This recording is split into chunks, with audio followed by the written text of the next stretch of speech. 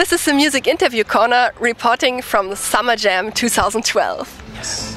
Yeah, and I'm here with Jacob and Babili from the band Soja. Yeah, great to have you here, guys. Thank you very much. We're happy to be here. Thank you. Guten Morgen. Oh, guten Morgen. Great, your pronunciation is really great. So I've heard, Jacob, that you have your own definition of folk music. Yeah, sure. Folk music is, to me, people who tell real stories about real things that really happen.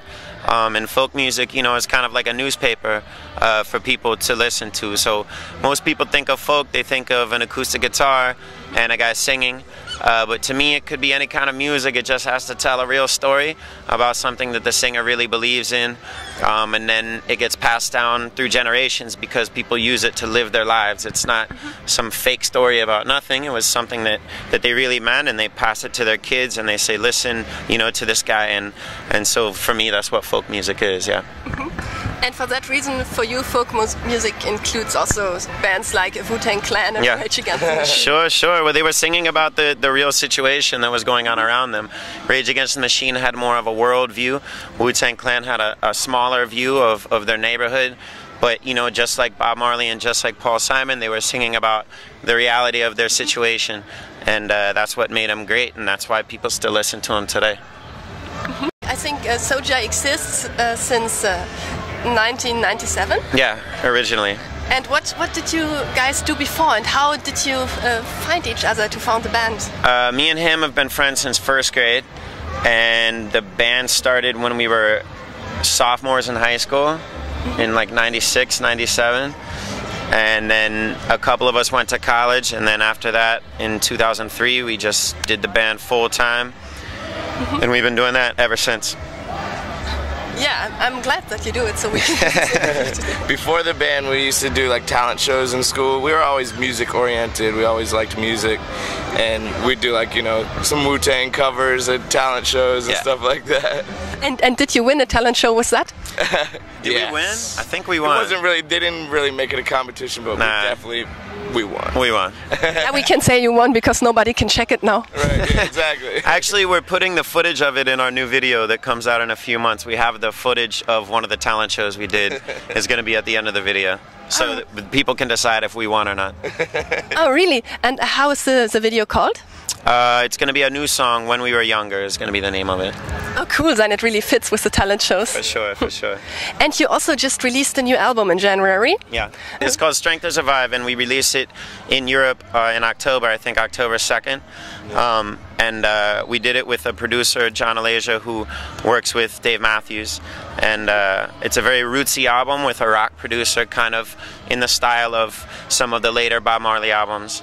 And we love what we came up with, and we're going to use this kind of formula for the next one or two or maybe more albums. And we can't wait to release it in Germany and all of Europe. And we'll be back in October to do a show, a club show tour. All of October we're going to be here. So we'll have the album, and we'll be here, and we'll see everybody then. Yeah, great. And do you two guys have a favorite track on your new album, and why? My favorite song is always the last one that I wrote, so Be With Me Now is my favorite song on the new album. Ah, and yours? That's my favorite song too, because I like the bass line for it. It's real like low downbeat. Okay, cool. Will you also play it today? I'm not sure if we're going to play it today. We want to play a lot of music that people have heard, so we're going to play a few songs from the new album.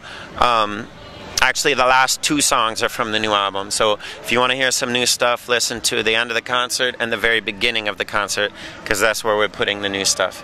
Okay, I will. Okay. Absolutely. I think it's not your first gig at the Summerjam this year. No, this is our second time. The first time we were on the smaller stage, and then I got up and performed with our horn players, with Gentleman, who's a friend of ours, on the larger stage and the headlining thing.